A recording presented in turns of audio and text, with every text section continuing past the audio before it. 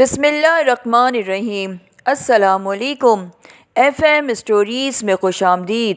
پیش خدمت ہے ایکشن سے بھرپور پر اسرار کہانی عمران سیریز کا ناول بلیک ایرو۔ مصنف ہیں مظہر کلیم ایم اے۔ کہانی کا پہلا حصہ۔ عمران نے کار ہوٹل شیراز کے کمپاؤنڈ گیٹ میں موڑی اور پھر اسے پارکنگ کی طرف لے گیا۔ ان دنوں سلیمان اپنے گاؤں گیا ہوا تھا، اس لیے دوپہر کا کھانا عمران ہوٹل شیراز میں ہی کھایا کرتا تھا۔ اس نے کار پارکنگ میں روکی اور پھر نیچے اتر کر وہ اطمینان سے چلتا ہوا ہوٹل کے مین گیٹ کی طرف بڑھتا چلا گیا۔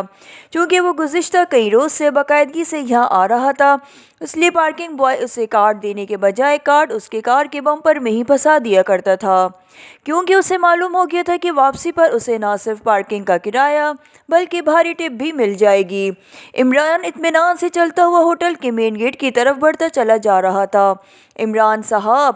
اچانک اسے عقب سے ایک آواز سنائی دی تو عمران بے اختیار مڑ گیا اور اس کے ساتھ ہی اس کے چہرے پر ہلکی سی مسکراہٹ پھیل گئی، کیونکہ اس کی طرف بڑھنے والا سینٹرل انٹیلیجنس کا انسپکٹر ریاض تھا۔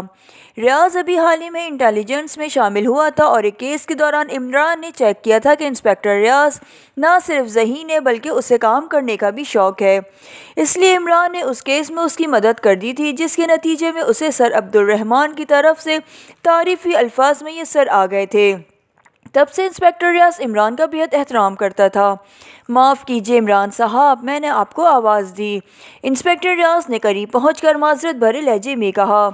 ظاہر ہے معاف ہی کرنا پڑے گا، ابھی تو شکر ہے تم نے آواز دی ہے، تمہاری جگہ اگر تمہارا سپرنٹینڈنٹ ہوتا تو لاٹھی سر پر مار دیتا اور مجھے تو اسے بھی معاف کرنا پڑتا، عمران نے کہا تو انسپکٹر ریاض بے اختیار ہنس پڑا۔ عمران صاحب، مجھے معلوم ہے کہ آپ ان دنوں باقاعدگی سے یہاں کھانا کھانے آتے ہیں، آج یہ دعوت میری طرف سے قبول فرمائیے، انسپکٹر ریاض نے مسکراتے ہوئے کہا۔ اچھا، حیرت ہے اب ہمارے ملک میں اتنی بھاری تنخواہیں ملنے لگی ہیں کہ ہوٹل شیراز میں دعوت بھی دی جا سکتی ہے، عمران نے کہا تو انسپکٹر ریاض ایک بار پھر ہنس پڑا اور پھر وہ دونوں ہوٹل کے مین گیٹ کی طرف بڑھنے لگے۔ عمران صاحب، میرے والد کا الیکٹرانکس کا بڑا وسیع کاروبار ہے اور میں بھی اس میں حصے دار ہوں، اس لیے آپ بے فکر رہیں، رزق حلال سے ہی آپ کو کھانا کھلاؤں گا، انسپکٹر ریاض نے ہال میں داخل ہوتے ہوئے کہا۔ اوہ، اس کا مطلب ہے کہ آج بڑے طویل عرصے بعد پیٹ بھر کر کھانا نصیب ہو جائے گا، ورنہ مانگ تانگ کر یہاں بھلا تم بتاؤ کتنا کھانا کھایا جا سکتا ہے، عمران نے ایک خالی میز کی طرف بڑھتے ہوئے کہا تو انسپکٹر ریاض بے اختیار کھلکھلا کر ہنس پڑا۔ کیا تم بھی یہاں باقاعدگی سے کھانا کھاتے ہو؟ عمران نے کرسی پر بیٹھنے کے بعد انسپکٹر ریاض سے کہا۔ وہ بھی میز کی دوسری طرف کرسی پر بیٹھ چکا تھا۔ جی نہیں، میں تو سڑک پر سے گزر رہا تھا کہ میں نے آپ کی کار ہوٹل کے کمپاؤنڈ میں مڑتے دیکھی تو میں بھی پیچھے آ گیا، مجھے آپ سے ایک مشورہ کرنا تھا، انسپکٹر ریاض نے اس بار سنجیدہ لہجے میں کہا۔ مطلب ہے احسان کا بدلہ فوری طور پر اترنے کی سبیل بن گئی؟ بہت خوب، عمران نے مسکراتے ہوئے کہا۔ احسان کا بدلہ؟ کیا مطلب؟ میں سمجھا نہیں آپ کی بات، انسپکٹر ریاض نے اس بار حیرت بھرے لہجے میں کہا۔ مطلب ہے مشورہ فیس میں کھانا کھا لیا، حساب برابر ہو گیا، عمران نے جواب دیا۔ اوہ، ایسی کوئی بات نہیں، انسپکٹر ریاض نے قدرے شرمندہ سے لہجے میں کہا۔ اسی لمحے ویٹر مینیو لے کر آ گیا تو انسپکٹر ریاض نے اسے آرڈر نوٹ کرا دیا اور ویٹر سلام کر کے واپس مڑ گیا۔ عمران صاحب، مجھے معلوم ہے کہ آپ سیکریٹ سروس کے لیے بھی کام کرتے ہیں، اس لیے میں آپ سے بات کرنا چاہتا تھا، یہ خط دیکھیں، انسپکٹر ریاض نے کہا اور اس کے ساتھ ہی اس نے جیب سے ایک سفید رنگ کا لفافہ نکال کر عمران کی طرف بڑھا دیا۔ عمران نے لفافہ لے کر اسے الٹ پلٹ کر دیکھا، پھر اسے ناک کے قریب کر کے سونگھنے لگا تو انسپکٹر ریاض کے چہرے پر انتہائی حیرت کے تاثرات ابھر آئے۔ یہ آپ اسے سونگھ کیوں رہے ہیں؟ انسپکٹر ریاض سے شاید رہا نہ گیا تو اس نے پوچھ لیا۔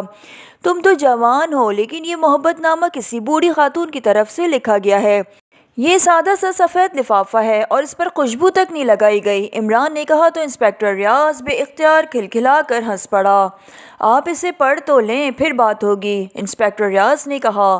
کیا کروں گا پڑھ کر؟ جس انداز کا یہ لفافہ ہے اس کی تحریر بھی اسی طرح خوش بے رنگ و بے بو قسم کی ہوگی، عمران نے منہ بناتے ہوئے کہا۔ یہ محبت نامہ نہیں ہے عمران صاحب، انسپکٹر ریاض نے مسکراتے ہوئے کہا۔ اچھا، پھر کوئی کاروباری خط ہوگا، لیکن مجھے کار چلانی تو آتی ہے، بار چلانی نہیں آتی، عمران نے کہا تو انسپکٹر ریاض بے اختیار چونک پڑا۔ بار چلانی؟ کیا مطلب؟ انسپکٹر ریاض نے الجھے ہوئے لہجے میں کہا۔ کاروبار کا مطلب ہوا کار، اور بار کا مطلب تو تم سمجھ گئے ہو۔ بار میخانے کو کہا جاتا ہے جہاں شراب فروخت کی جاتی ہے۔ عمران نے لفافے سے ایک کارڈ باہر نکالتے ہوئے کہا تو انسپکٹر ریاض ایک بار پھر ہنس پڑا۔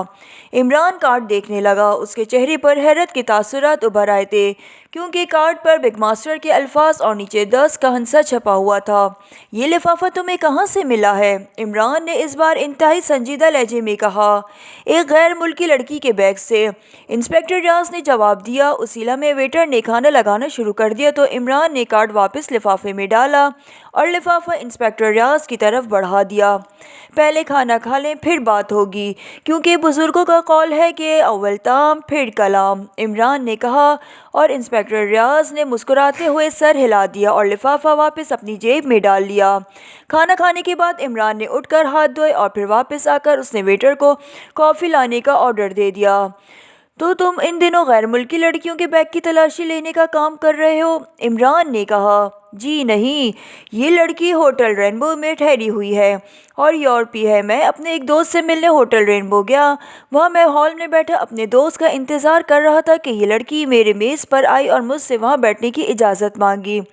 میں نے عذر اخلاق اسے بیٹھنے کا کہہ دیا اور اس کے لیے کافی منگوا لی۔ اس نے مجھے بتایا کہ اس کا نام روز میری ہے اور وہ سویڈن کی رہنے والی ہے اور یہاں سیاحت کی غرض سے آئی ہوئی ہے۔ اس کے ایک ساتھی نے بھی یہاں آ کر اس سے ملنا تھا، لیکن اس کا ساتھی نہیں آیا، اس لیے وہ اکیلی ہی بور ہو رہی ہے اور پھر وہ میری میز پر سیٹ خالی دیکھ کر یہاں آ گئی ہے۔ میں نے جواب میں رسمی جملے ادا کیے۔ کافی پینے کے دوران اس نے اچانک مجھ سے پوچھا کہ میں جیگر کلب کے بارے میں جانتا ہوں۔ میں جیگر کلب کا نام سن کر چونک پڑا، کیونکہ میں نے یہ نام کبھی نہیں سنا تھا، حالانکہ میرا خیال تھا کہ میں یہاں کے تمام کلبوں کے بارے میں جانتا ہوں۔ میرے انکار پر اس کے چہرے پر ہلکی سی مایوسی کے تاثرات ابھر آئے۔ میرے پوچھنے پر اس نے بتایا کہ اس کے ساتھی نے یہاں نہ آنے کی وجہ سے جیگر کلب کے مالک جیگر کو مطلع کر دیا، کیونکہ اس نے یہی بتایا تھا کہ اگر وہ نہ پہنچ سکے تو اس کے بارے میں مزید اطلاعات جیگر کلب کے مالک جیگر سے مل سکتی ہے، لیکن یہاں کوئی جیگر کلب کے بارے میں جانتا ہی نہیں۔ میں نے اس سے وعدہ کیا کہ میں جیگر کلب کے بارے میں معلومات حاصل کر کے اسے اطلاع دے دوں گا۔ اس نے مجھے اپنا کمرہ نمبر بتا دیا۔ میں نے واقعی معلومات حاصل کی تو مجھے پتہ چلا کہ جیگر کلب کا ایک خفیہ کلب ہے اور جرائم پیشہ افراد کا گڑھ ہے۔ اس کا مالک جیگر بھی خاصا بدنام زمانہ آدمی ہے۔ بہرحال میں نے روز میری کو فون پر جیگر کلب کے بارے میں اطلاع دے دی۔ اس نے میرا شکریہ ادا کیا، لیکن میں نے روز میری کی نگرانی شروع کر دی، کیونکہ جیگر اور اس کا نائب کلب جس انداز کا تھا، اس کے کسی غیر ملکی سیاح کا لنک میرے حلق سے نہ اتر رہا تھا۔ بہرحال روز میری اس کلب میں گئی اور واقعی جیگر سے اس کے آفس میں جا کر ملی۔ آفس سے جب وہ باہر آئی تو اس کے ہاتھ میں یہ لفافہ تھا اور اس نے باہر آ کر اس لفافے سے کارڈ نکال کر اسے دیکھا اور پھر کارڈ لفافے میں ڈال کر اس نے لفافہ بیگ میں رکھ لیا۔ کارڈ دیکھنے سے اس کے چہرے پر گہرے اطمینان کے تاثرات ابھر آئے تھے۔ وہ واپس اپنے ہوٹل پہنچ گئی۔ پھر وہ کھانا کھانے ڈائننگ ہال میں گئی تو میں نے اس کے کمرے میں موجود بیگ کی تلاشی لی۔ اس میں یہ لفافہ تھا۔ میں نے اس میں موجود کارڈ دیکھا تو میں نے یہ لفافہ جیب میں ڈال لیا۔ میں اس بارے میں مزید معلومات حاصل کرنا چاہتا تھا۔ میں نے جب اس بارے میں معلومات حاصل کی تو مجھے بتایا گیا کہ اس کارڈ میں درج بگ ماسٹر دراصل ایک بین الاقوامی جرائم پیشہ تنظیم ہے جو یورپ میں کام کرتی ہے۔ میں نے سوچا کہ آپ سے اس بارے میں بات کی جائے، کیونکہ آپ سیکرٹ سروس کے لیے کام کرتے ہیں، اس لیے آپ یقیناً اس بارے میں تفصیل سے جانتے ہوں گے۔ انسپکٹر ریاض نے پوری تفصیل سے بات کرتے ہوئے کہا، جبکہ عمران اس دوران اطمینان سے کافی پیتا رہا۔ کیا تم نے روز میری کے بارے میں معلوم کیا ہے کہ اس کارڈ کی گمشدگی کا اس پر کیا اثر ہوا؟ عمران نے کہا۔ روز میری کمرہ چھوڑ کر جا چکی ہے اور اب تک مجھے کہیں نظر نہیں آئی، البتہ جیگر اپنے کلب میں موجود ہے۔ انسپکٹر ریاض نے کافی کا پہلا گھونٹ مارتے ہوئے کہا۔ پھر جیگر سے معلومات کی تم نے؟ کیونکہ کارڈ بہرحال اسی نے روز میری کو دیا تھا، عمران نے کہا۔ نہیں، میں پہلے اس بگ ماسٹر کے بارے میں تفصیلات معلوم کرنا چاہتا تھا کہ یہ تنظیم کس قسم کے جرائم میں ملوث ہے، انسپکٹر ریاض نے کہا۔ تمہیں یہ بات کس نے بتائی ہے کہ بگ ماسٹر جرائم پیشہ بین الاقوامی تنظیم ہے؟ عمران نے پوچھا۔ رائزننگ کلب میں ایک یورپی بوڑھا آدمی رہتا ہے۔ اس کی ساری عمر یورپ کے جرائم پیشہ تنظیموں میں گزری ہے، لیکن اب وہ بوڑھا ہو گیا ہے تو وہ یورپ چھوڑ کر یہاں مستقل سیٹل ہو گیا ہے۔ میری اس سے کافی الیگ سلیگ ہے۔ میں نے اسے یہ کارڈ دکھایا تو اس نے مجھے یہ بات بتائی، لیکن وہ تفصیل نہیں بتا سکا۔ اس نے اتنا بتایا کہ اس نے اس تنظیم کا صرف نام سنا ہوا ہے، لیکن اس بارے میں مزید معلومات اسے حاصل نہیں ہے۔ انسپکٹر ریاض نے جواب دیا، ادھر ادھر ٹامک ٹوئیاں مارنے کے بجائے تمہیں جیگر سے پوچھ گچھ کرنا چاہیے تھی۔ بہرحال میں تمہیں بتا دیتا ہوں کہ بگ ماسٹر واقعی ایک بین الاقوامی تنظیم ہے جو بڑے بڑے جرائم میں ملوث رہتی ہے، ہر قسم کے بڑے جرائم میں، لیکن اس کا دائرہ کار یورپ ہی ہے۔ آج تک ایشیا میں اس کے بارے میں کوئی اطلاع نہیں ملی، اور اس کا ہیڈ کوارٹر یورپ کے ملک سویڈن میں ہے۔ عمران نے جواب دیتے ہوئے کہا، لیکن روز میری کا یہاں آنا اور جیگر کلب سے یہ خط حاصل کرنا بتا رہا ہے کہ یہ تنظیم یہاں بھی کام کر رہی ہے۔ انسپکٹر ریاض نے کہا، بظاہر تو ایسا ہی لگتا ہے، لیکن اصل بات تو اب روز میری ہی بتا سکتی ہے، یا پھر وہ جیگر۔ ویسے اس روز میری کا حلیہ کیا تھا؟ عمران نے کہا۔ ٹھیک ہے، اب مجھے جیگر سے بات کرنا ہوگی، انسپکٹر ریاض نے کہا، اور اس کے ساتھ ہی اس نے روز میری کا حلیہ بتا دیا۔ لیکن غیر ملکی تنظیموں سے نمٹنا بہرحال انٹیلیجنس کی ڈیوٹی تو نہیں ہے، پھر تم اس قدر فکر مند کیوں ہو؟ عمران نے مسکراتے ہوئے کہا، یہ میرا ذاتی شوق ہے عمران صاحب۔ ہو سکتا ہے کہ یہ لوگ یہاں کوئی خوفناک اور بڑا جرم کرنے کے در پہ ہوں، ایسی صورت میں انہیں روکنا بطور پاکیزائی شہری میرا فرض ہے۔ انسپکٹر ریاض نے کہا، گڈ، تم واقعی محب وطن آدمی ہو، ویری گڈ، تم اس پر کام کرو۔ اگر کوئی خاص بات معلوم ہو تو مجھے فون پر بتا دینا، میں تمہاری مدد کروں گا۔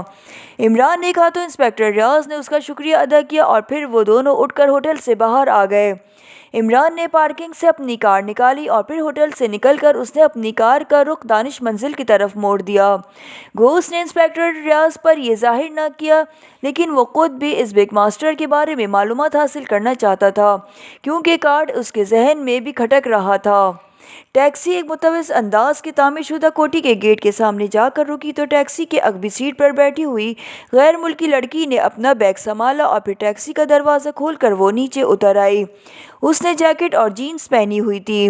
اس نے جیکٹ کی جیب سے مقامی کرنسی کا ایک چھوٹا سا بنڈل نکالا، اور اس میں سے 2 نوٹ نکال کر اس نے ٹیکسی ڈرائیور کی طرف بڑھا دیے۔ باقی تمہاری ٹپ، لڑکی نے مسکراتے ہوئے کہا۔ بہت شکریہ مس، ٹیکسی ڈرائیور نے خوش ہو کر کہا، اور ٹیکسی کو بیک کر کے اس نے سیدھا کیا، اور دوسرے لمحے ٹیکسی تیزی سے آگے بڑھتی چلی گئی۔ جب ٹیکسی کافی آگے بڑھ گئی تو غیر ملکی لڑکی آگے بڑھی، اور اس نے کال بیل کا بٹن پریس کر دیا۔ کون ہے؟ گیٹ پر ایک مردانہ آواز ڈور فون کے ریسیور سے سنائی دی۔ روز میری، لڑکی نے جواب دیا۔ اوہ اچھا، میں آ رہا ہوں، دوسری طرف سے کہا گیا، اور اس کے بعد خاموشی طاری ہو گئی۔ چند لمحوں بعد چھوٹا پھاٹک کھلا، اور ایک دبلا پتلا ادھیڑ عمر آدمی باہر آ گیا۔ اس کے جسم پر سوٹ تھا۔ آئیے، اندر آ جائیے، آنے والے چوکنے انداز میں ادھر ادھر دیکھتے ہوئے کہا، اور پھر تیزی سے واپس مڑ گیا۔ تو روز میری مسکراتی ہوئی اندر داخل ہوئی۔ اس آدمی نے پھاٹک کو اندر سے بند کر دیا۔ میں نے آپ کی وجہ سے نہ صرف اپنے ملازموں کو چھٹی دے دی ہے، بلکہ اپنی فیملی کو بھی بھجوا دیا ہے۔ میں نہیں چاہتا تھا کہ آپ کی آمد کے بارے میں کسی کو معلوم ہو سکے۔ اس آدمی نے کوٹھی کے برآمدے کی طرف بڑھتے ہوئے کہا۔ ٹھیک ہے، ویسے آپ کا نام کیا ہے؟ روز میری نے کہا تو وہ آدمی اس طرح چونک کر مڑا اور روز میری کی طرف دیکھنے لگا جیسے اسے اس سوال پر انتہائی حیرت ہوئی ہو۔ کیا مطلب؟ کیا آپ میرا نام نہیں جانتی؟ اس آدمی نے انتہائی مشکوک لہجے میں کہا۔ پہلے آپ نام بتائیں، پھر بات ہوگی، روز میری نے اس طرح اطمینان بھرے لہجے میں کہا۔ میرا نام ڈاکٹر آفتاب ہے، اس آدمی نے جواب دیا۔ نام میں نے اس لیے پوچھا تھا کہ میں کنفرم کر سکوں کہ میں درست آدمی سے ہی بات کر رہی ہوں۔ ہمارے پیشے میں ہر طرح سے محتاط رہنے کا سبق دیا جاتا ہے، روز میری نے مسکراتے ہوئے کہا۔ اوہ اچھا، واقعی آپ کی اور میری پہلی ملاقات ہے۔ ٹھیک ہے، ڈاکٹر آفتاب نے اس بات میں سر ہلاتے ہوئے کہا تو تھوڑی دیر بعد وہ دونوں ایک بڑے سے کمرے میں جا کر بیٹھ گئے۔ میں آپ کے لیے پینے کے لیے لاتا ہوں، ملازم تو چھٹی پر ہیں، ڈاکٹر آفتاب نے اٹھتے ہوئے کہا۔ اوہ نہیں ڈاکٹر آفتاب صاحب، میرے پاس وقت نہیں ہے، میری فلائٹ میں صرف 1 گھنٹہ باقی رہ گیا ہے اور میں نے بہرحال ایئرپورٹ پہنچنا ہے۔ آپ وہ فائل مجھے دے دیں تاکہ میں واپس جا سکوں۔ روز میری نے انتہائی سنجیدہ لہجے میں کہا۔ آپ رقم کی گارنٹی لائی ہیں؟ ڈاکٹر آفتاب نے بھی سنجیدہ ہوتے ہوئے کہا۔ ہاں، لیکن آپ پہلے وہ فائل لے آئیں تاکہ میں اپنی پوری طرح سے تسلی کر لوں، روز میری نے کہا۔ اوکے، ڈاکٹر آفتاب نے کہا اور وہ اٹھ کر کمرے سے باہر چلا گیا۔ روز میری اسی طرح اطمینان بھرے انداز میں بیٹھی رہی۔ تھوڑی دیر بعد ڈاکٹر آفتاب واپس آیا تو اس کے ہاتھ میں ایک فائل تھی۔ دکھائیے مجھے، روز میری نے انتہائی اشتیاق بھرے لہجے میں کہا۔ یہ تو کمپیوٹر کوڈ میں ہے، کیا آپ اسے پڑھ سکتی ہیں؟ ڈاکٹر آفتاب نے حیرت بھرے لہجے میں کہا۔ اسے چیک کرنے کے لیے مجھے خصوصی ٹریننگ دی گئی ہے، روز میری نے مسکراتے ہوئے کہا تو ڈاکٹر آفتاب نے اثبات میں سر ہلاتے ہوئے ہاتھ میں پکڑی ہوئی فائل روز میری کی طرف بڑھا دی۔ روز میری نے فائل کھولی۔ فائل کے اندر کمپیوٹر کوڈ میں لکھے ہوئے 4 باریک صفحات تھے۔ روز میری انہیں ایک ایک کر کے دیکھتی رہی۔ جیسے جیسے وہ انہیں دیکھتی رہی ویسے ویسے اس کے چہرے پر اطمینان کے تاثرات ابھرتے چلے آ رہے تھے، اور جیسے جیسے اس کے چہرے پر اطمینان کے تاثرات ابھر رہے تھے ویسے ویسے ڈاکٹر آفتاب کے چہرے پر مسرت کے تاثرات نمایاں ہوتے چلے جا رہے تھے۔ روز میری نے آخری صفحہ دیکھ کر اطمینان کا ایک طویل سانس لیا اور پھر فائل بند کر کے اس نے سائیڈ تپائی پر رکھی اور اپنا بیگ کاندھے سے اتار کر کھولا اور اس میں جھانکنے لگی، لیکن چند لمحوں بعد اس کے چہرے پر پریشانی کے تاثرات ابھر آئے۔ اس نے بیگ میں سے سارا سامان نکال کر میز پہ رکھنا شروع کر دیا، پھر اس نے خالی بیگ کو بھی سائیڈ پر رکھ دیا۔ کیا ہوا ہے؟ یہ آپ کیا کر رہی ہیں؟ ڈاکٹر آفتاب نے انتہائی حیرت بھرے لہجے میں کہا۔ وہ گارنٹی کارڈ میں نے بیگ میں رکھا تھا، وہ موجود نہیں ہے، نہ جانے کہیں گر گیا ہے، کیا ہوا ہے؟ میں نے تو اسے بیگ میں ہی رکھا تھا، روز میری نے کہا تو ڈاکٹر آفتاب نے یکلک تیزی سے آگے بڑھ کر فائل اٹھائی اور واپس کرسی پر آ کے بیٹھ گیا۔ بغیر رقم کے تو یہ انتہائی قیمتی فائل آپ کو نہیں دے سکتا، یا آپ ڈرامے بازی بند کریں اور سیدھی طرح مجھے رقم کا کارڈ دیں، ڈاکٹر آفتاب نے انتہائی کشمکش لہجے میں کہا۔ میں دوسرا کارڈ کا کہہ دیتی ہوں، آپ جیگر سے جا کر لے سکتے ہیں، میں جیگر سے آپ کی بات کرا دیتی ہوں، روز میری نے ہونٹ چباتے ہوئے کہا۔ نہیں، میں کسی صورت بھی آپ سوائے نقد رقم کے فائل نہیں دے سکتا، ڈاکٹر آفتاب نے کہا اور اٹھ کر کھڑا ہو گیا۔ ایک منٹ، میری بات سنیں، آپ کو رقم چاہیے، رقم مل جائے گی، آپ بات تو سنیں، روز میری نے بھی اٹھ کر کھڑے ہوتے ہوئے کہا اور ڈاکٹر آفتاب رقم کی بات سن کر رک گیا۔ کہاں ہے رقم؟ تمہیں معلوم ہے کہ کتنی رقم ہے؟ ڈاکٹر آفتاب نے کہا۔ ہاں، مجھے معلوم ہے کہ آپ کو $10 لاکھ دینے ہیں، اور وہ کارڈ اتنی ہی قیمت کا تھا، روز میری نے کہا۔ ہاں، $10 لاکھ۔ پہلے تو میں نے صرف تمہارے چیف کے کہنے پر اعتبار کر لیا تھا کہ کارڈ لے کر فائل دے دوں گا، لیکن اب ایسا نہیں ہوگا، اب تم مجھے نقد رقم چاہیے، ڈاکٹر آفتاب نے کہا۔ اوکے ٹھیک ہے، روز میری نے کہا، اور اس کے ساتھ ہی اس نے جیکٹ کے اندرونی جیب میں ہاتھ ڈالا، اور دوسرے لمحے جب اس کا ہاتھ باہر آیا تو اس کے ہاتھ میں مشین پسٹل موجود تھا۔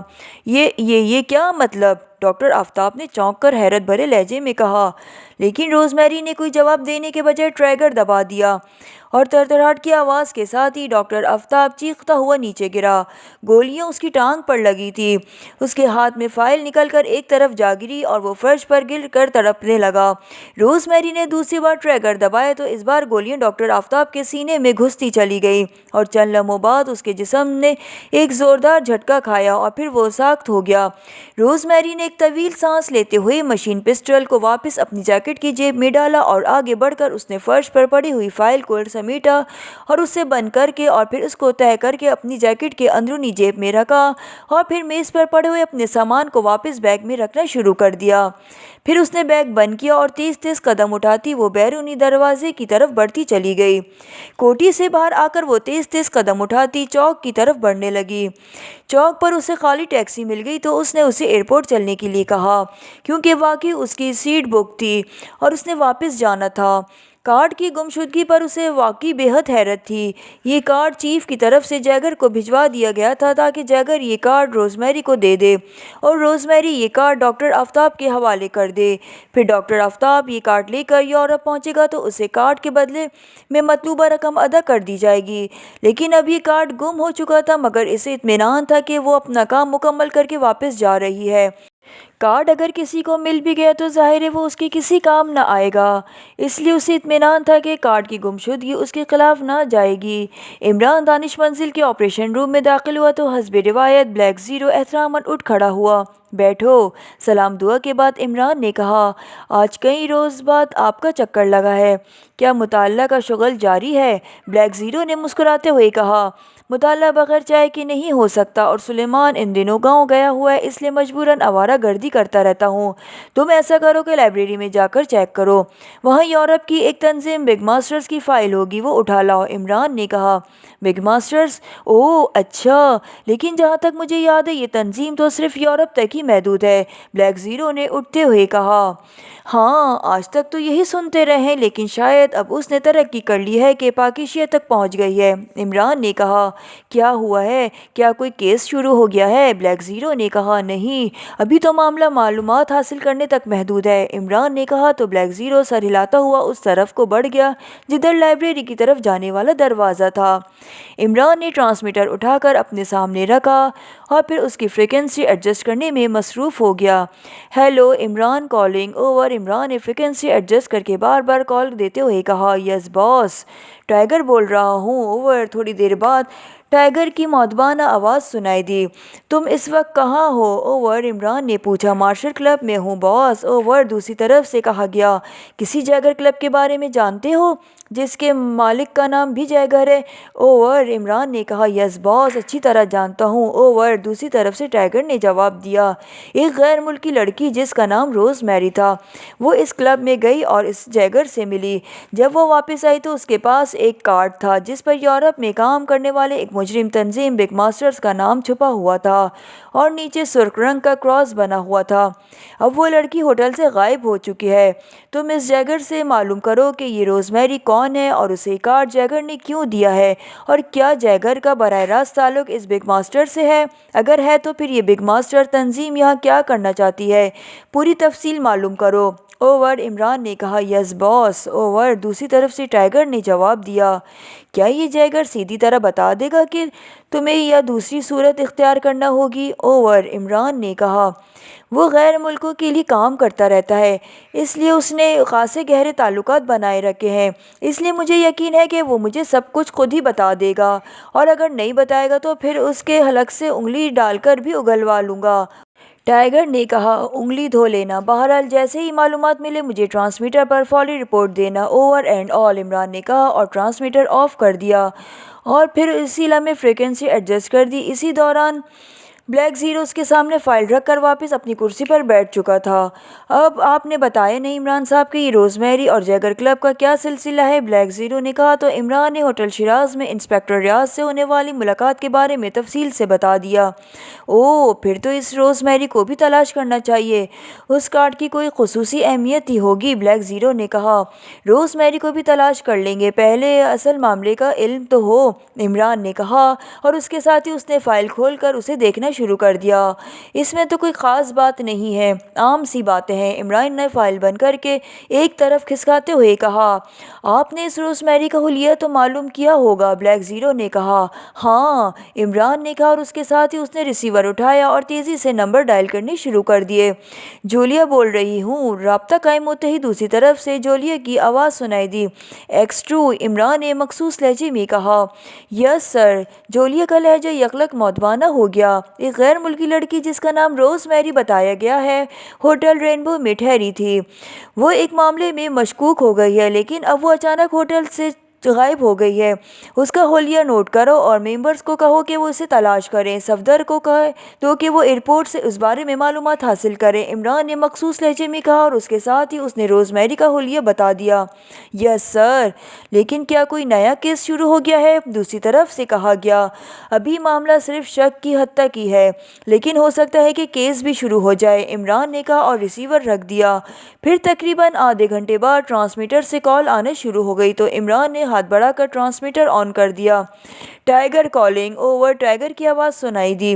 یس عمران علی اٹینڈنگ یو، کیا رپورٹ ہے؟ اوور، عمران نے اصل لہجے میں کہا۔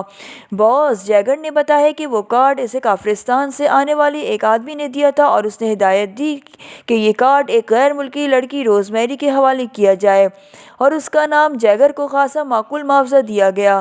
پھر وہ غیر ملکی جیگر کے پاس پہنچی اور اس نے اپنا نام بتا کر کارڈ کلپ کیا تو جیگر نے کارڈ اسے دے دیا اور وہ چلی گئی۔ جیگر کا کہنا ہے کہ اس سے زیادہ اس کے بارے میں معلوم نہیں۔ اوور، ٹائگر نے رپورٹ دیتے ہوئے کہا۔ کیا وہ سچ بول رہا ہے؟ اوور، عمران نے سرد لہجے میں کہا۔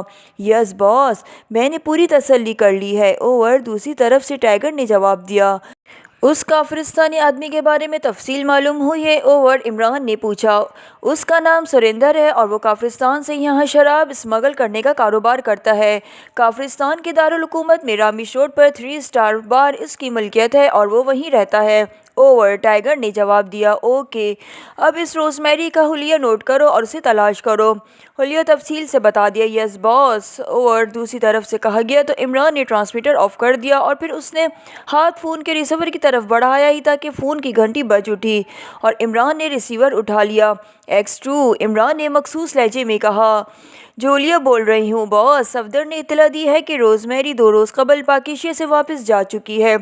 دوسری طرف سے جولیا نے کہا تو عمران کے ساتھ ساتھ بلیک زیرو بھی بے اختیار چونک پڑا۔ کیا وہ اصل نام سے ہی آئی تھی؟ عمران نے مخصوص لہجے میں کہا۔ یس سر، اصل نام سے ہی اور اصل حلیے میں جو آپ نے بتایا تھا۔ وہ سویڈن سے آئی تھی اور سویڈن ہی واپس چلی گئی ہے، جولیا نے تفصیل بتاتے ہوئے کہا۔ اوکے، عمران نے کہا اور ریسیور رکھ دیا۔ اس کا مطلب ہے کہ جس روز انسپکٹر ریاض نے کارڈ اس کے بیگ سے نکالا تھا وہ اسی روز واپس چلی گئی ہے، عمران نے کہا۔ شاید ایسا کارڈ کی گمشدگی کی وجہ سے ہوا ہوگا، بلیک زیرو نے جواب دیتے ہوئے کہا۔ لیکن واپس جانے کے بجائے وہ دوسرا کارڈ حاصل کرنے کی کوشش کرتی یا پھر وہ فون کر کے کہیں سے مزید ہدایت بھی حاصل کر سکتی تھی، عمران نے کہا اور اس کے ساتھ ہی اس نے ریسیور اٹھایا اور تیزی سے نمبر ڈائل کرنے شروع کر دیے۔ نیران بول رہا ہوں، رابطہ قائم ہوتے ہی نیران کی آواز سنائی دی۔ X2، عمران نے مخصوص لہجے میں کہا۔ یس سر، دوسری طرف سے نیران نے انتہائی مؤدبانہ لہجے میں کہا۔ شراب کی اسمگلنگ میں ملوث ایک کافرستانی ہے جس کا نام سریندر ہے اور وہ دارالحکومت کے رامیش روڈ پر 3 اسٹار بار کا مالک ہے۔ اس نے ایک یورپی جرائم پیشہ تنظیم بگ ماسٹر کا مخصوص کارڈ یہاں پاکیزیہ دارالحکومت میں واقع جیگر کلب کے مالک جیگر تک پہنچایا اور اسے کہا ہے کہ یہ کارڈ ایک سویڈن لڑکی روز میری کو دیا جائے۔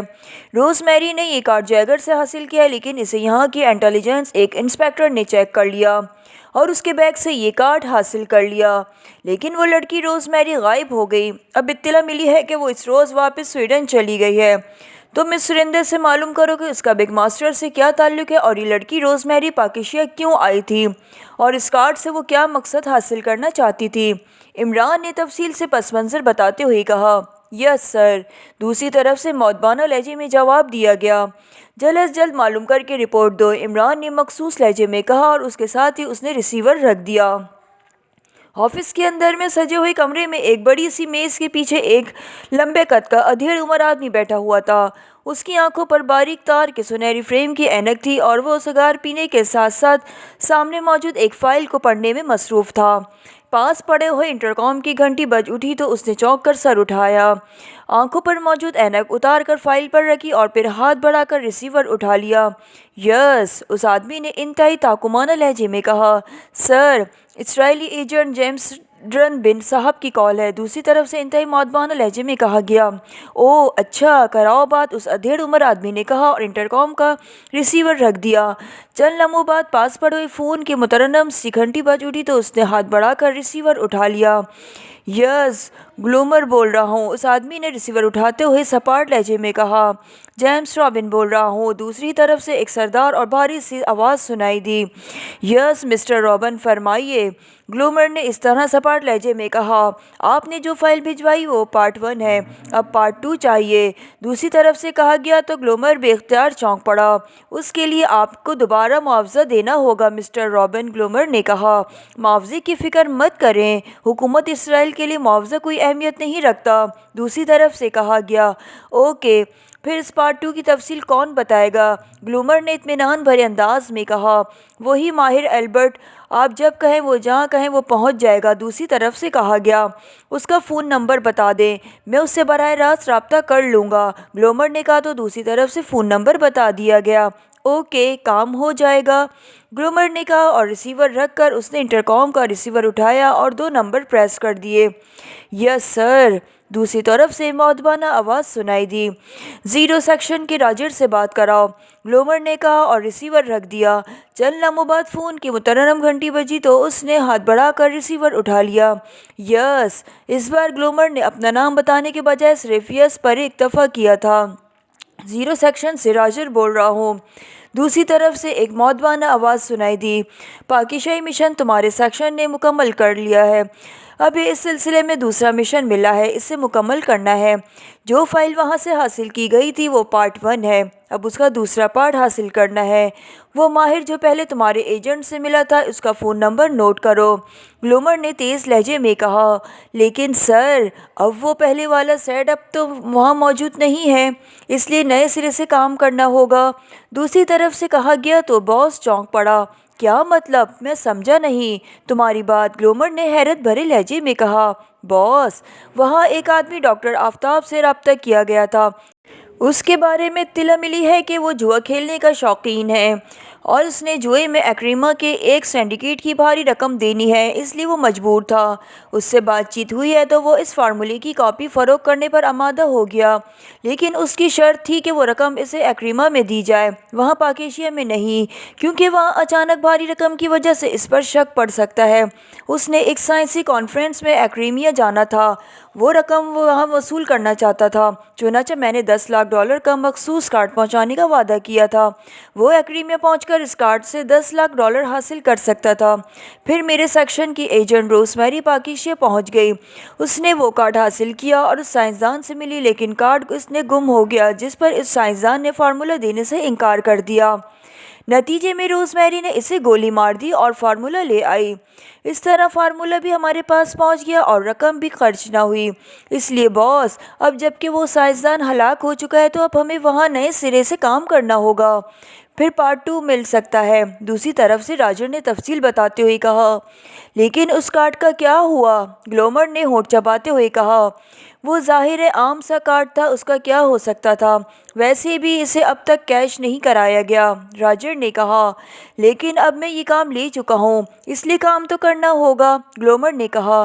ٹھیک ہے باس، کام تو بہرحال ہو جائے گا، میرا مطلب تھا کہ اس میں اب کافی وقت لگے گا، راجر نے کہا۔ کوئی بات نہیں، کام ہونا چاہیے، میں پارٹی سے کہہ دوں گا، گلومر نے کہا۔ اوکے باس، دوسری طرف سے کہا گیا اور گلومر نے ریسیور رکھ دیا۔ پھر اس نے انٹرکام کا ریسیور اٹھایا اور 2 نمبر پریس کر دیے۔ یس باس، دوسری طرف سے ایک مؤدبانہ آواز سنائی دی، اسرائیلی ایجنٹ جیمز رابن سے میری بات کراؤ، گلومر نے کہا اور ریسیور رکھ دیا۔ چند لمحوں بعد فون کی گھنٹی ایک بار پھر بج اٹھی تو گلومر نے ہاتھ بڑھا کر ریسیور اٹھا لیا۔ یس، گلومر نے تیز لہجے میں کہا، جیمز رابن صاحب سے بات کیجیے باس، دوسری طرف سے مؤدبانہ لہجے میں کہا گیا۔ ہیلو، گلومر بول رہا ہوں، گلومر نے کہا۔ جیمز رابن بول رہا ہوں، فرمائیے، دوسری طرف سے کہا گیا۔ میں نے آپ کو یہ بتانے کے لیے کال کیا ہے کہ آپ کا یہ نیا کام فوری طور پر نہیں ہو سکتا، اس میں وقت لگے گا، تقریباً اتنا جتنا پہلے کام پر لگا تھا، گلومر نے کہا۔ کیوں، آپ کے ایجنٹ نے جس سے پہلے فارمولہ حاصل کیا اسے دوبارہ بھی حاصل کیا جا سکتا ہے، جیمز رابن نے جواب دیتے ہوئے کہا۔ وہ آدمی ہلاک ہو چکا ہے، اس لیے اب نئے سرے سے کام کرنا ہوگا، گلومر نے کہا۔ ہلاک ہو چکا ہے؟ کیا مطلب؟ کس نے ہلاک کیا ہے اس کو؟ دوسری طرف سے انتہائی چونکنے والے لہجے میں کہا گیا۔ میرے سیکشن نے، کیونکہ ایسا کرنا ضروری ہو گیا تھا ورنہ فارمولہ نہ ملتا، گلومر نے جواب دیا۔ اوہ اچھا، میں سمجھا کہ کہیں بعد میں وہ پکڑا گیا اور ہلاک کر دیا گیا، اس بار دوسری طرف سے مطمئن لہجے میں کہا گیا۔ نہیں، ہم انتہائی بے داغ انداز میں کام کرتے ہیں، لیکن آپ کا لہجہ بتا رہا ہے کہ آپ اس سائنسدان کے ہلاک ہونے پر انتہائی تشویش کا شکار ہو گئے تھے، گلومر نے کہا۔ آپ کو پہلے ہی بتا دیا تھا کہ یہ کام حکومت اسرائیل کے ایجنٹ بھی سر انجام دے سکتے تھے، لیکن ایسا اس لیے نہیں کیا جا سکتا ہے پاکیزائی سیکرٹ سروس حرکت میں آ سکتی ہے اور پھر فارمولے کا حصول ناممکن ہو جاتا، اور اب آپ کی تنظیموں سے رابطے بہت غور و فکر کے بعد کیا گیا، کیونکہ آپ کی تنظیم صرف یورپ تک محدود ہے، اس لیے ظاہر ہے آپ پر کسی کو شک نہ پڑ سکتا تھا، اس لیے جب آپ نے سائنسدان کی ہلاکت کے بارے میں بتایا تو میں چونک پڑا تھا۔ کہیں پاکیزہ سیکرٹ سروس تو حرکت میں نہیں آ گئی؟ جیمس رابن نے جواب دیا۔ آپ بے فکر رہیں، ایسا کچھ نہیں ہوا، گلومر نے کہا۔ اوکے ٹھیک ہے، ہم مشن کی تکمیل کا انتظار کریں گے، لیکن جس قدر ممکن ہو سکے اسے مکمل ہونا چاہیے، کیونکہ اس کے بغیر یہ فارمولہ کسی کام کا نہیں ہے، جیمس رابن نے جواب دیتے ہوئے کہا۔ ٹھیک ہے، ایسا ہی ہوگا، ہمیں تو خود اسے مکمل کرنے کی جلدی ہے، گلومر نے جواب دیا۔ اوکے گڈ بائے دوسری طرف سے کہا گیا، اور اس کے ساتھ ہی گلومر نے ایک طویل سانس لیتے ہوئے ریسیور رکھ دیا۔ عمران اپنے فلیٹ میں موجود تھا۔ وہ ناشتہ کرنے کے بعد اپنی عادت کے مطابق اخبارات کے مطالعے میں مصروف تھا۔ سلیمان ابھی تک گاؤں سے واپس نہ آیا تھا، اس لیے عمران نے اپنا ناشتہ بھی خود تیار کیا تھا اور اخبارات کا بنڈل بھی دروازے کے پاس سے خود ہی اٹھا لایا تھا۔ وہ اخبارات کے مطالعے میں مصروف تھا کہ کال بیل بجنے کی آواز سنائی دی۔ یہ صبح صبح کیسے میں یاد آ گیا ہوں؟ عمران نے چونک کر حیرت بھرے لہجے میں کہا، اور ہاتھ میں پکڑا ہوا اخبار ایک طرف رکھ کر وہ اٹھا اور سٹنگ روم سے نکل کر بیرونی دروازے کی طرف بڑھ گیا۔ کون ہے؟ عمران نے عادت کے مطابق کنڈی کھولنے سے پہلے اونچی آواز میں پوچھا۔ انسپکٹر ریاض، باہر سے آواز سنائی دی اور عمران بے اختیار چونک پڑا۔ انسپکٹر ریاض کی اتنی صبح آمد پر اسے حیرت ہوئی تھی۔ اس نے کنڈی ہٹا دی۔ آؤ، ویسے حیرت ہے کہ تم مکمل لباس میں صبح کی سیر کرتے ہو، عمران نے سلام دعا کے بعد مسکراتے ہوئے کہا تو انسپکٹر ریاض بے اختیار ہنس پڑا۔ میں سیر کرتے ہوئے آپ کے پاس نہیں آیا، باقاعدہ آیا ہوں، انسپکٹر ریاض نے اندر داخل ہوتے ہوئے کہا۔ اچھا، یعنی قواعد و ضوابط کے مطابق پھر تو ہتھکڑیاں بھی ساتھ لائے ہوگے، عمران نے دروازہ بند کرتے ہوئے کہا تو انسپکٹر ریاض ایک بار پھر ہنس پڑا۔ یہ کام سپرنٹینڈنٹ فیاض آج تک نہیں کر سکے، میری کیا مجال، انسپکٹر ریاض نے مسکراتے ہوئے کہا۔ عمران اسے سٹنگ روم میں لے آیا۔ میرا باورچی گاؤں گیا ہوا ہے، اس لیے تمہیں نہ چائے مل سکتی ہے اور نہ ہی ناشتہ، کیونکہ سلیمان کی عدم موجودگی میں جب میں نے باورچی خانے کی تلاشی لی تو پتہ چلا کہ اس میں سوائے خالی جاروں اور کاڑ کباڑ اور کچھ بھی نہیں ہے۔ بڑی مشکل سے ایک ہمسائے کو آمادہ کیا کہ وہ اپنا ناشتہ اپنی بیوی سے نظریں بچا کر مجھے دے دیا کرے، کیونکہ جب تک میں ناشتہ نہ کروں میری بینائی صحیح طور پر کام نہیں کرتی، عمران نے سٹنگ روم میں کرسی پر بیٹھتے ہوئے کہا۔ میں ناشتہ کر کے آیا ہوں عمران صاحب، اس لیے کسی تکلف کی ضرورت نہیں ہے، انسپکٹر ریاض نے کرسی پر بیٹھتے ہوئے ہنس کر کہا۔ خدا تم جیسا مہربان ہر کسی کو نصیب کرے، کہو آمین، عمران نے کہا تو انسپکٹر ریاض بے اختیار کھلکھلا کر ہنس پڑا۔ عمران صاحب، میں نے اس روز میری کے بارے میں جو مزید تفصیلات معلوم کر لی ہے، اور اب میرا خیال ہے کہ اس بارے میں رپورٹ آپ کے ڈیڈی کو دے دوں، لیکن پھر میں نے سوچا کہ پہلے آپ سے بات کر لی جائے، اس لیے آفس جانے کے بجائے پہلے میں یہاں آ گیا ہوں، انسپکٹر ریاض نے کہا تو عمران چونک پڑا۔ اچھا، کیا معلومات ہے؟ عمران نے چونک کر پوچھا۔ عمران صاحب، یہ روزمیری ہوٹل چھوڑ کر ایک ٹیکسی کے ذریعے ذیشان کالونی گئی ہے، اور پھر وہاں سے ایک اور ٹیکسی کے ذریعے وہ سیدھی ایئرپورٹ پہنچ گئی، وہاں اس کی سیٹ پہلے سے ہی بک تھی اور وہ سویڈن واپس چلی گئی ہے، انسپکٹر ریاض نے کہا۔ اچھا، واقعی انتہائی قیمتی معلومات ہے، عمران نے مسکراتے ہوئے کہا۔ آپ کا طنز بجا، لیکن میں نے اصل بات تو آپ کو بتائی نہیں۔ اس کالونی کی جس کوٹھی پر ٹیکسی ڈرائیور نے اسے ڈراپ کیا تھا اس میں ایک سائنسداں ڈاکٹر آفتاب رہائش پذیر تھا، اور اس کوٹھی سے اس کی لاش ملی ہے، اسے گولی مار کر ہلاک کیا گیا تھا، انسپکٹر ریاض نے کہا تو اس بار عمران بے اختیار اچھل پڑا۔ اوہ، تمہارا مطلب ہے کہ یہ کام روزمیری نے کیا ہے؟ عمران نے کہا۔ جی ہاں، کیونکہ جو معلومات مجھے ملی ہے اس کے مطابق ڈاکٹر آفتاب کی فیملی اسی صبح کو شہر سے باہر گئی ہوئی تھی، جبکہ ڈاکٹر آفتاب نے وہاں موجود 2 ملازموں کو بھی کو چھٹی دے دی تھی، اس لیے جب روزمیری وہاں پہنچی تو ڈاکٹر آفتاب وہاں اکیلے تھے۔ پولیس نے اسے ڈکیتی کا کیس سمجھا ہے، لیکن کوٹھی سے کوئی چیز چوری نہیں ہوئی، لیکن پولیس نے کیس میں اندازے سے بتایا ہے کہ ڈاکو اندر داخل ہوتے اور ڈاکٹر آفتاب نے مزاحمت کی اور اسے ہلاک کر کے فرار ہو گئے، اس لیے اس بارے میں کوئی لمبی چوڑی انکوائری نہیں ہوئی ہے۔ ڈاکٹر آفتاب کے ملازم اور ان کی بیوی کا بھی یہی خیال ہے کہ ایسا ہی ہوا ہوگا، انسپکٹر ریاض نے کہا۔ ڈاکٹر آفتاب کیا کہیں ملازم ہے؟ عمران نے کہا۔ جی ہاں، صرف اتنا معلوم ہوا ہے کہ وہ کسی خفیہ سرکاری لیبارٹری میں کام کرتا ہے، لیکن کہاں اس بارے میں کسی کو معلوم نہیں ہے، البتہ وہ صرف ویکینڈ پر ہی کوٹھی آتا تھا، ورنہ پورا ہفتہ وہ لیبارٹری میں ہی گزارتا تھا، اس لیے تو میں یہ رپورٹ آپ کے ڈیڈی کو دینا چاہتا تھا تاکہ وہ سرکاری طور پر اسے ڈیل کر سکے، انسپکٹر ریاض نے کہا۔ تمہیں انٹیلیجنس میں کام کرتے ہوئے کتنا عرصہ ہو گیا ہے؟ عمران نے مسکراتے ہوئے کہا۔ مجھے ابھی 5-6 ماہ ہوئے ہیں۔ کیوں؟ इंस्पेक्टर रियाज ने चौंक कर पूछा, ओह, तुम्हें डैडी की फितरत का अंदाज़ा नहीं है। तुम्हारी रिपोर्ट तुम्हारे गले भी पड़ सकती है, और एक बार गले पड़ गई तो फिर तुम्हारी जान ऐसे अजाब में फंस जाएगी कि ना जाए बंदर और ना जाए रफन वाला मामला हो जाएगा। इमरान ने मुस्कुराते हुए कहा, क्या मतलब? मैं आपकी बात समझा नहीं। इंस्पेक्टर रियाज ने इंतहाई हैरत भरे लहजे में कहा, भले आदमी, तुम यही रिपोर्ट करोगे ना कि तुमने एक गैर मुल्की लड़की सियाह के बैग से कार्ड चुराया, उसके बाद ये गैर मुल्की लड़की गायब हो गई और फिर तुमने टैक्सी ड्राइवर से मालूमात हासिल की। इन मालूमात से तुम्हें ये मालूम हो गया कि डॉक्टर आफ्ताब की कोठी पर भी लड़की गई और फिर एयरपोर्ट चली गई, फिर डॉक्टर आफ्ताब की मौत सामने आई।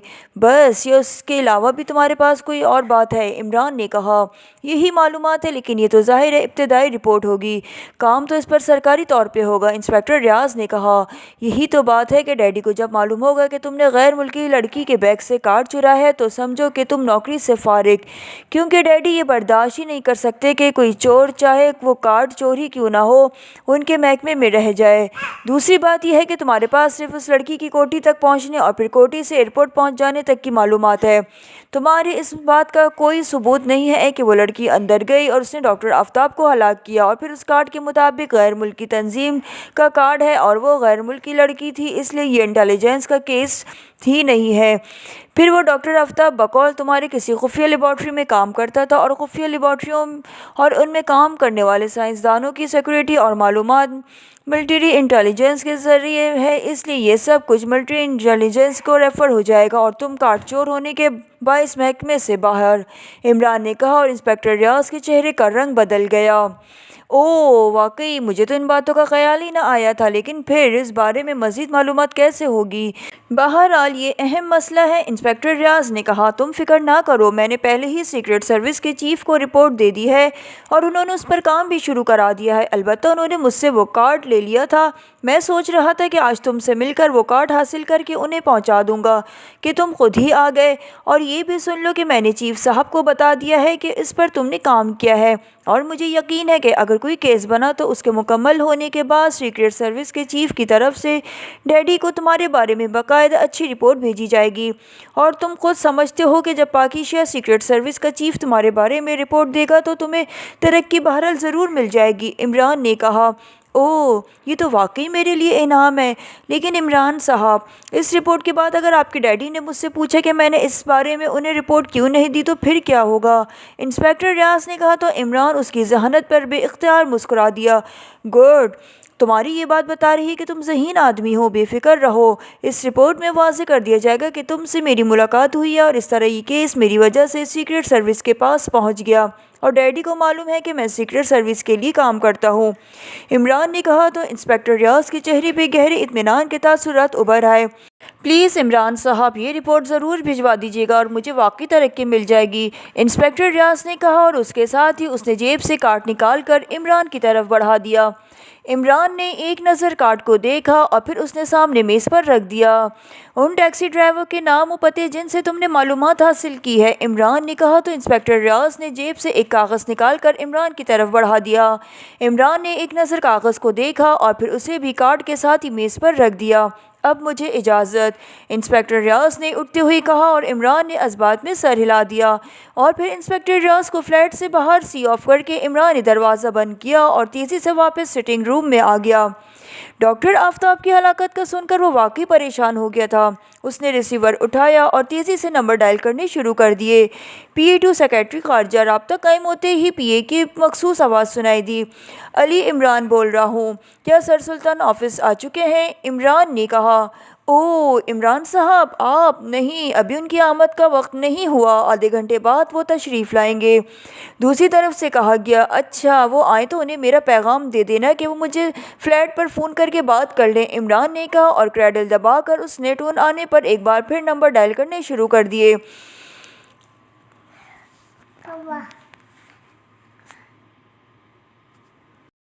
इमरान ने कहा, और क्रैडल दबाकर उसने टोन आने पर एक बार फिर नंबर डायल करने शुरू कर दिए। सरदावर बोल रहा हूँ। राब्ता कायम होते ही सरदावर की आवाज़ सुनाई दी।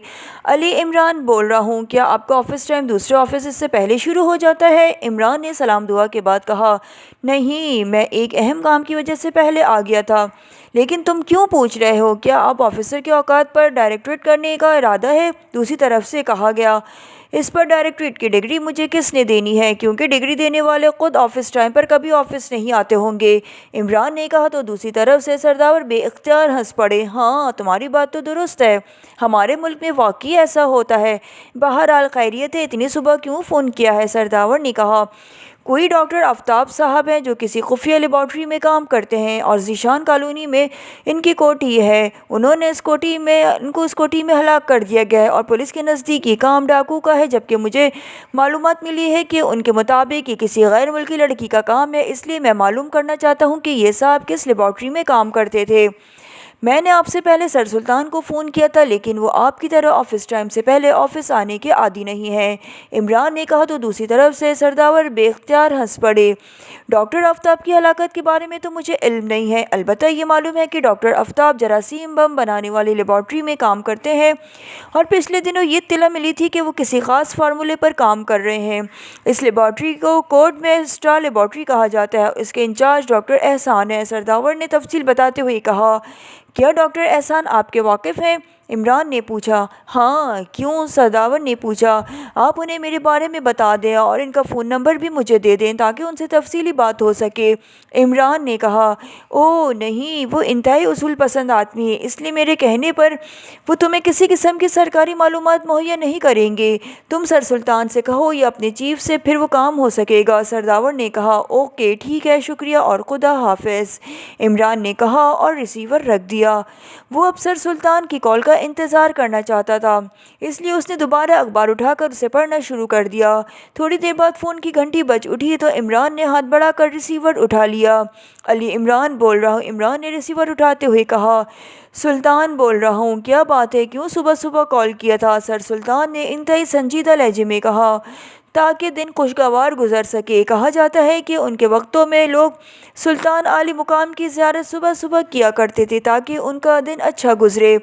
آج کل زیارت نہ صحیح، آوازی صحیح، چلو نہ ہونے سے کچھ نہ ہونا بہتر ہے۔ عمران نے زبان روا ہو گئی۔ مطلب ہے کہ تمہیں کوئی کام نہیں؟ لیکن مجھے بے حد ضروری کام کرنے ہیں، سر سلطان نے اس طرح سنجیدہ لہجے میں جواب دیا۔ مثلاً کس قسم کے ضروری کام؟ ویسے آپ کے عہدے کے افسروں کے ضروری کام مجھے معلوم ہیں۔ میٹنگز، جن کا مقصد صرف نشستن، گفتگن اور برخاستن کے علاوہ آج تک کچھ نہیں ہوتا۔ ملاقاتیں ہوتی ہیں، لطیفے سنائے جاتے ہیں، گپیں ہانکی کی جاتی ہے اور کہا جاتا ہے کہ انتہائی اہم سرکاری معلومات پر گفتگو ہو رہی ہے۔ عمران نے ایک بار پھر بغیر رکے بولنا شروع کر دیا، لیکن پھر اس نے فقرہ مکمل ہی نہ کیا تھا کہ رابطہ ختم ہو گیا۔ سر سلطان نے واقعی دوسری طرف سے ریسیور رکھ دیا تھا۔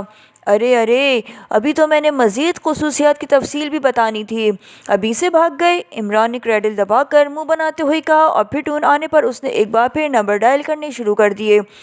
PA2 سیکریٹری خارجہ۔ رابطہ قائم ہوتے ہی دوسری طرف سے سر سلطان کے PA کی مخصوص آواز سنائی دی۔ سر سلطان کے پرسنل سیکریٹری سے بات کراؤ، علی عمران بول رہا ہوں، عمران نے کہا۔ اوہ عمران صاحب، آپ؟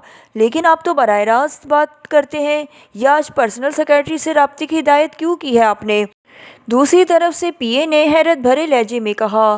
صاحب صرف صاحب لوگوں سے بات کرتے ہیں، مجھ جیسوں سے بات نہیں کیا کرتے، اس لیے میں نے سوچا کہ چلو پرسنل سیکریٹری سے بات کر کے دیکھیں، اگر وہ خاتون ہوئی تو شاید مستقبل کا اسکوپ بن جائے، عمران نے کہا۔ پرسنل سیکریٹری مرد ہیں اور آج وہ چھٹی پر ہیں، دوسری طرف سے ہنستے ہوئے جواب دیا گیا۔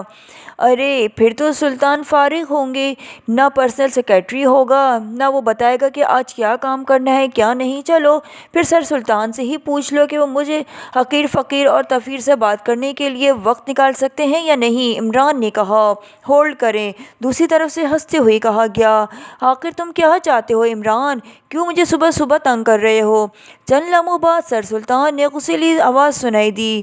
وہ کیا کہتے ہیں، مدی لاکھ برس صحیح تو کیا ہوتا ہے، اسی طرح بیچارہ عمران لاکھ چاہے اس کے چاہنے سے اب کیا ہو سکتا ہے، البتہ اگر آپ چاہیں تو پھر چیف صاحب کے ایک کام کی تکمیل ہو سکتی ہے، اور چیف صاحب بھی اس طرح کے آفیسر ہیں، صبح صبح نادر شاہی حکم دے دیتے ہیں کہ کیا کرو اور کیا نہ کرو، انہیں اس بات کا خیال ہی نہیں ہوتا کہ سب بڑے آفیسر اب ان کی طرح فارغ بیٹھے مکھیاں تو نہیں مار رہے ہوتے۔ آخر مملکت، خداداد، پاکیزیہ، کاروبار، سلطنت چلانا کوئی مذاق ہے؟ عمران کی زبان ایک بار پھر رواں ہو گئی۔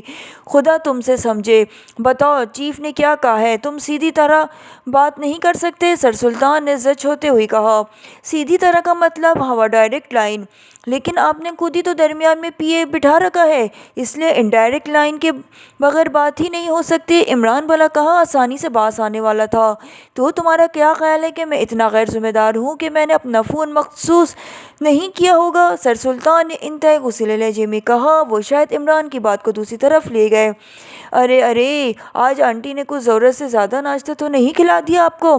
اصل میں مسئلہ یہ ہے کہ بیگمات 100 سالوں تک یہی سمجھتی ہیں کہ ان کے شوہر نامدار ابھی ویسے ہی جوان ہیں جیسے شادی کے روز تھے، اس لیے وہ انہیں وہی خوراک کھانے پر مجبور کر دیتی ہیں، اور نتیجہ ظاہر ہے یہی نکل سکتا ہے کہ بیچارہ شوہر دوسرے کی بات سمجھنے سے قاصر ہو جاتا ہے۔ عمران نے مسلسل بولتے ہوئے کہا، میں نے تو آج ناشتہ ہی نہیں کیا۔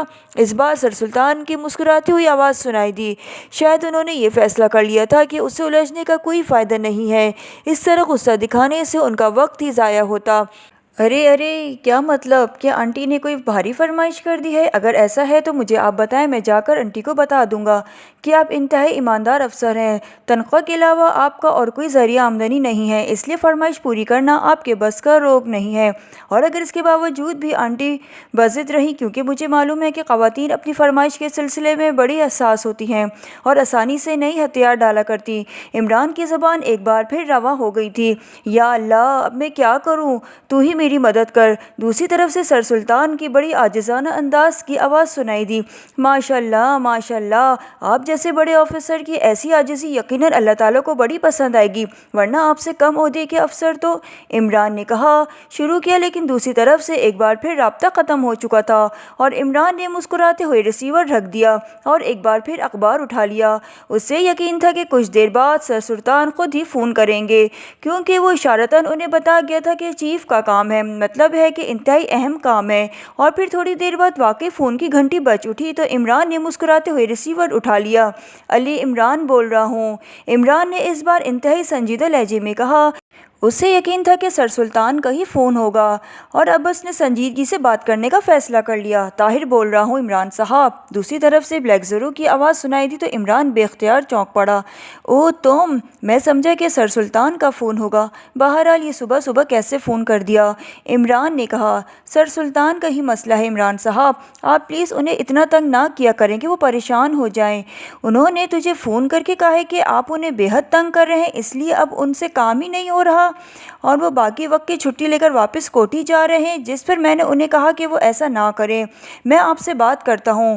دوسری طرف سے بلیک زیرو نے مسکراتے ہوئے کہا، مطلب ہے کہ آپ بڑھاپا مکمل طور پر رنگ جما چکا ہے، بہرحال ٹھیک ہے، میں بات کرتا ہوں، عمران نے مسکراتے ہوئے کہا اور کریڈل دبا کر اس نے ٹون آنے پر سر سلطان کے نمبر ڈائل کرنے شروع کر دیے۔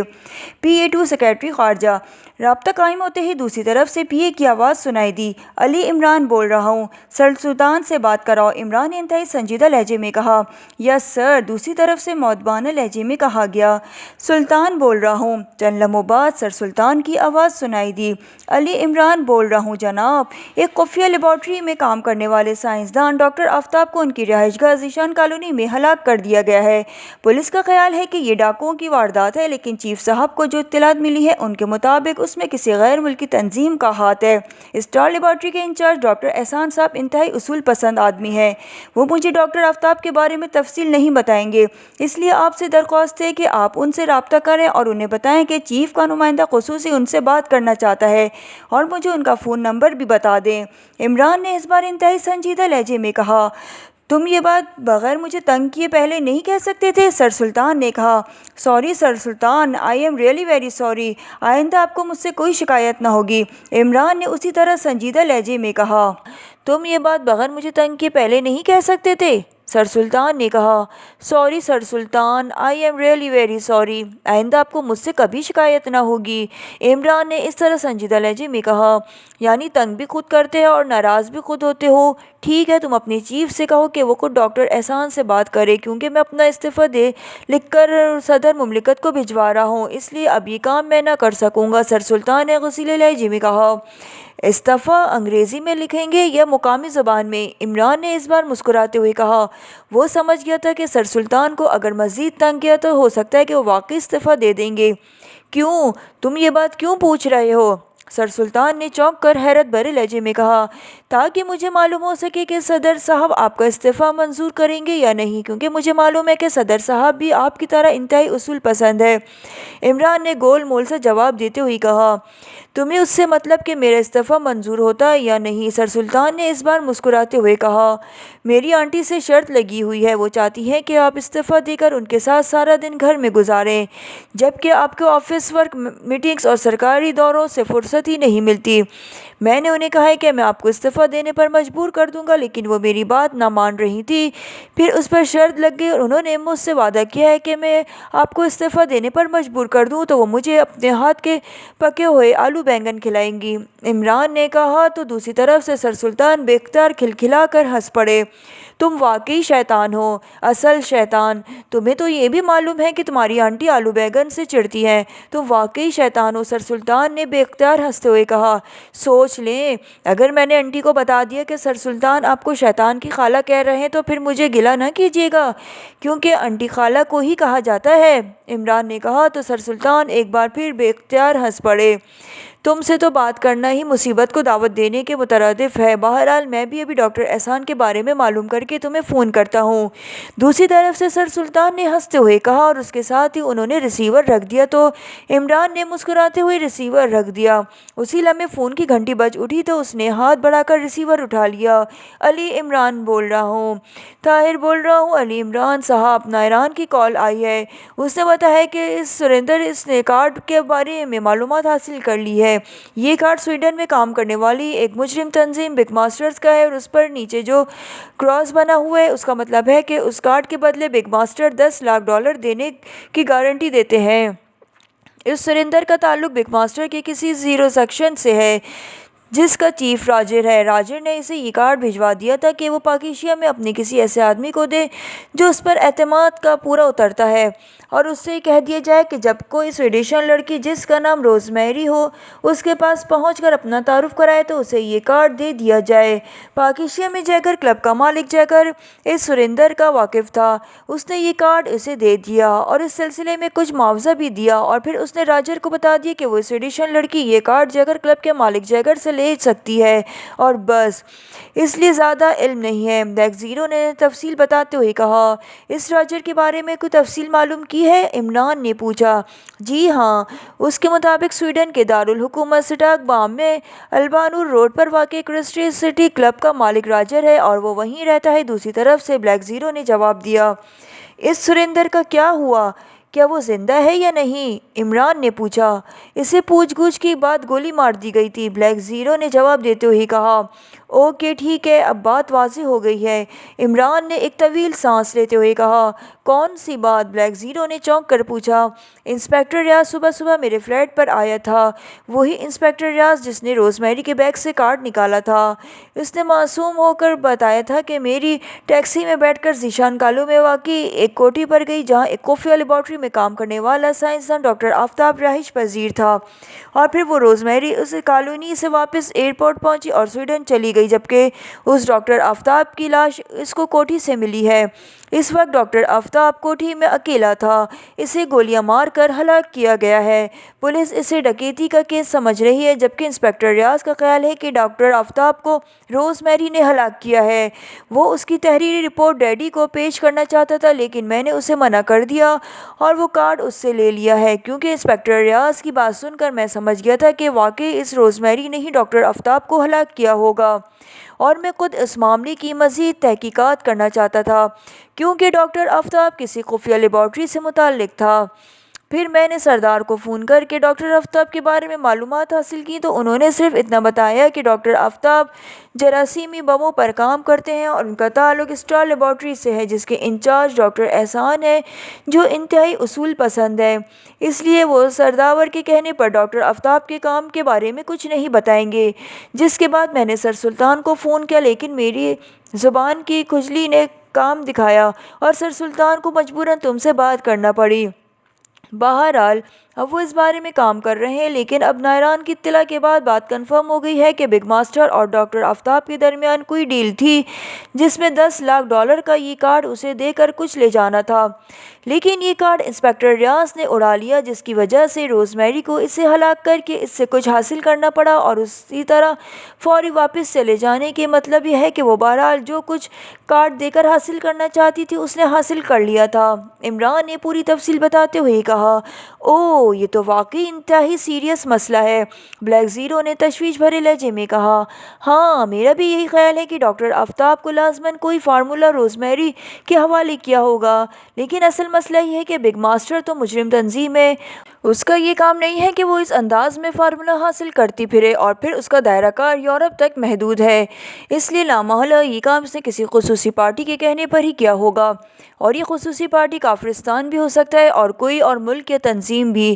عمران نے جواب دیتے ہوئے کہا، آپ کی بات درست ہے، آپ نے اچھا کیا کہ انسپکٹر ریاض کو کور کر لیا، اب تو یہ کیس پاکی شیعہ سیکرٹ سروس کا ہی بن گیا ہے۔ بلیک زیرو نے کہا، ہاں میرا پہلے سے یہی خیال تھا، بہرحال ٹھیک ہے، یہ اچھا ہوا ہے کہ ہمیں اس بارے میں اطلاع مل گئی، اگر انسپکٹر ریاض یہ کارڈ حاصل نہ کرتا تو ہمیں واقعی معلوم نہ ہو سکتا تھا، عمران نے جواب دیتے ہوئے کہا، اور اس کے ساتھ ہی اس نے خدا حافظ کہہ کر ریسیور رکھ دیا۔ تھوڑی دیر بعد فون کی گھنٹی بج اٹھی تو عمران نے ایک بار پھر ہاتھ اٹھا کر ریسیور اٹھا لیا۔ علی عمران MSc آکسن بول رہا ہوں۔ عمران نے اپنی عادت کے مطابق پوری ڈگریوں سمیت نام بتاتے ہوئے کہا، شکر ہے کہ تم نے اتنی ہی ڈگریاں حاصل کی ہیں، ورنہ شاید پوری دنیا کی ڈگریاں مجھے زبانی یاد ہو جاتی۔ دوسری طرف سے سر سلطان کی مسکراتی ہوئی آواز سنائی دی، کمال ہے، آخر میں یونیورسٹی کا نام لینے کا مقصد تو یہی ہوتا ہے کہ اس یونیورسٹی میں جتنی بھی ڈگریاں دی جاتی ہیں وہ بھی ساتھ ہی سمجھ لی جائیں۔ عمران نے مسکراتے ہوئے جواب دیا تو سر سلطان بے اختیار ہنس پڑے۔ بہرحال ڈاکٹر احسان سے بات ہو گئی ہے، تم انہیں فون کر لو، سیکرٹ سروس کے چیف کے نمائندہ خصوصی ہونے کی وجہ سے تمہارا ساتھ وہ مکمل تعاون کریں گے، سر سلطان نے کہا، اور اس کے ساتھ ہی انہوں نے فون نمبر بھی بتا دیا۔ شکریہ، عمران نے مسکراتے ہوئے کہا، اور پھر کریڈل دبا کر اس نے ٹون آنے پر سر سلطان کا بتایا ہوا نمبر ڈائل کر دیا۔ Star laboratory. رابطہ قائم ہوتے ہی دوسری طرف سے ایک مردانہ آواز سنائی دی، ڈاکٹر احسان صاحب سے بات کرائیں، میں علی عمران بول رہا ہوں، نمائندہ خصوصی پاکی شیعہ سیکرٹ سروس۔ عمران نے سنجیدہ لہجے میں کہا، یس سر، ہولڈ آن کریں۔ دوسری طرف سے اس بار انتہائی مؤدبانہ لہجے میں کہا گیا، شاید ڈاکٹر احسان نے فون آپریٹر کو اس بارے میں پہلے ہی خصوصی ہدایت دے دی تھی۔ ہیلو، ڈاکٹر احسان بول رہا ہوں۔ چند لمحوں بعد ایک بھاری اور باوقار آواز سنائی دی، ڈاکٹر صاحب میں علی عمران بول رہا ہوں، سر سلطان نے ابھی آپ کو میرے بارے میں بتایا ہوگا۔ عمران نے کہا، جی ہاں فرمائیے۔ دوسری طرف سے جواب دیا گیا، آپ کی لیبارٹری میں ایک سائنسدان ڈاکٹر آفتاب کام کرتے تھے، انہیں ان کی رہائش گاہ پر ہلاک کر دیا گیا ہے، ان کے بارے میں تفصیلات معلوم کرنی ہیں۔ عمران نے کہا، یہ کیا کہہ رہے ہیں آپ، ڈاکٹر آفتاب کو ہلاک کر دیا گیا ہے؟ ڈاکٹر آفتاب تو زندہ ہیں اور اس وقت بھی وہ لیبارٹری میں موجود ہیں، دوسری طرف سے حیرت بھرے لہجے میں کہا گیا تو عمران بے اختیار اچھل پڑا، اس کے چہرے پر حقیقی حیرت کے تاثرات ابھر آئے تھے۔ اوہ کیا واقعی؟ عمران نے انتہائی حیرت بھرے لہجے میں کہا، جی ہاں، ابھی آپ کے فون آنے کے چند لمحے پہلے ہی وہ میرے آفس میں موجود تھے، ڈاکٹر احسان نے کہا، کیا ان سے بات ہو سکتی ہے؟ عمران نے کہا، ہاں کیوں نہیں، آپ ہولڈ کریں، میں انہیں بلاتا ہوں۔ دوسری طرف سے کہا گیا تو عمران کا ہاتھ بے اختیار اپنے سر پر پہنچ گیا، اس کے ذہن میں دھماکے ہو رہے تھے۔ ہیلو، میں ڈاکٹر آفتاب بول رہا ہوں۔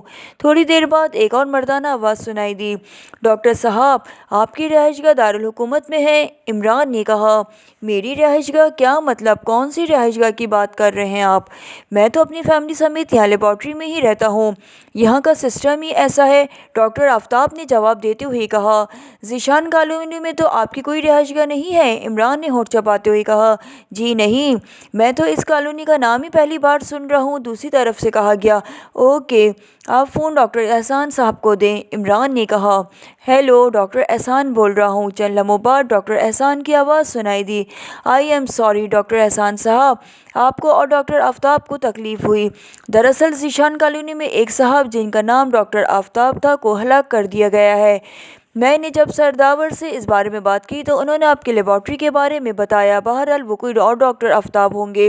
عمران نے کہا، ویسے میرے خیال میں وہ سائنسدان نہیں ہو سکتے، کیونکہ پاکیزہ میں جتنے بھی سائنسدان کام کر رہے ہیں میں ان کے بارے میں جانتا ہوں، اور ڈاکٹر آفتاب صرف ایک ہی ہیں۔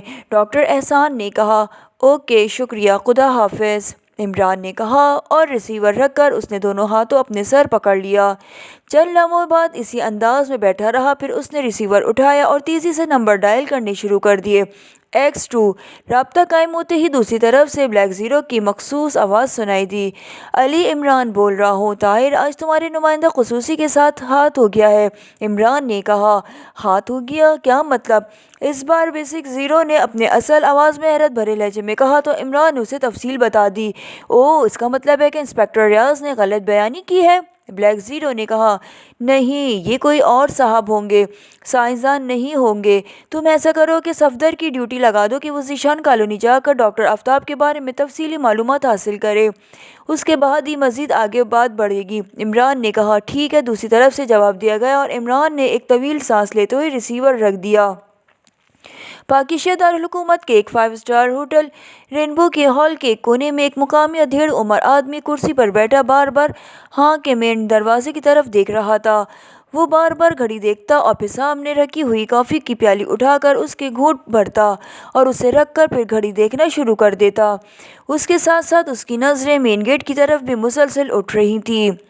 کیا میں یہاں بیٹھ سکتی ہوں؟ اچانک ایک نسوانی آواز سنائی دی اور ادھیڑ عمر آدمی نے چونک کر اس طرف دیکھا جہاں سے آواز آئی تھی۔ یہ ایک غیر ملکی لڑکی تھی جو ساتھ والی میز سے اٹھ کر اس کی طرف آئی تھی۔ میں اپنے گیسٹ کا انتظار کر رہا ہوں، ادھیڑ عمر نے ہونٹ چباتے ہوئے کہا۔ میں آپ کی بے چینی دیکھ رہی ہوں، اس لیے تو میں آئی ہوں۔ ویسے آپ کی اطلاع کے لیے وہ گیسٹ میں ہی ہوں، لڑکی نے مسکراتے ہوئے کہا اور کرسی گھسیٹ کر بیٹھ گئی تو ادھیڑ عمر آدمی بے اختیار اچھل پڑا۔ آپ؟ مگر ادھیڑ عمر نے انتہائی حیرت بھرے لہجے میں کہا۔ وہ اب اس لڑکی کو بڑے غور سے دیکھ رہا تھا۔ بگ ماسٹر اینٹی-2، یہ لڑکی نے آہستہ سے کہا تو ادھیڑ عمر آدمی کا چہرہ یکلخت کھل اٹھا۔ ہو، اچھا، میں بھی سوچ رہا تھا کہ اتنی دیر کیوں ہو گئی ہے۔ ادھیڑ عمر آدمی نے اس بار مسکراتے ہوئے اطمینان بھرے لہجے میں کہا۔ اسی لمحے ویٹر قریب آ گیا تو اس لڑکی نے اسے شراب لانے کا آرڈر دے دیا۔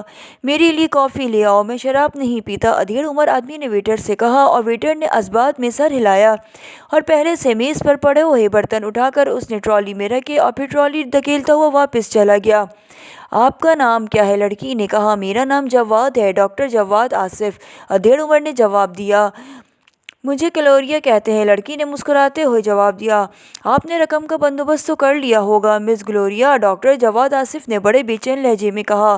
رقم کی فکر مت کریں ڈاکٹر جواد آصف، آپ اپنی بات کریں، گلوریا نے کہا۔ میں نے بندوبست کر لیا لیکن مجھے نقد رقم ایڈوانس چاہیے، ڈاکٹر جواد آصف نے کہا۔ سوری ڈاکٹر جواد آصف، جو معاہدہ آپ سے طے ہو چکا ہے اسی پر عمل ہوگا، فائل دیں اور مکمل رقم لیں، گلوریا نے جواب دیا۔ مس گلوریا، ڈاکٹر آفتاب کے ساتھ آپ نے سودا کیا تھا، ڈاکٹر جواد آصف نے کہا۔ اسی لمحے ویٹر ٹرالی دھکیلتا ہوا قریب آیا اور اس نے شراب اور کافی میز پر لگائی اور پھر واپس چلا گیا۔